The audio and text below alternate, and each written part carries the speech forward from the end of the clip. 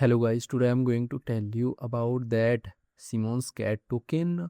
Now before we start the video, let's share my legal disclaimer. This video is only for educational purpose. Do your own research for the investing. According to the white paper, Simon's cat is the official cryptocurrency token of the popular Simon's cat animated brand, functioning as a community driven meme coin with inspiration to build utility through gaming and creation tools. Official brand token, it is the endorsed digital assets of the global Siemens Cat intellectual property IP multi-chain meme coin. The token exists natively on both BNB chain and Solana for broad accessibility. Evolving ecosystem, it aims to move beyond pure meme status with planned platforms for token and game creation.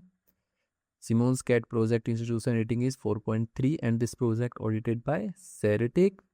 Simon's Cat token total supply is 8.09 trillion and circulating supply is around 7.56 trillion C80 token.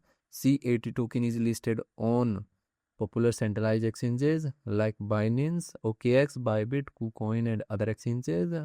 If I share my opinion with you, then this project up to 85% chances that it is a legit or good project. So guys, don't take my opinion as a financial advice. Do your own research for the investing. Thanks for watching.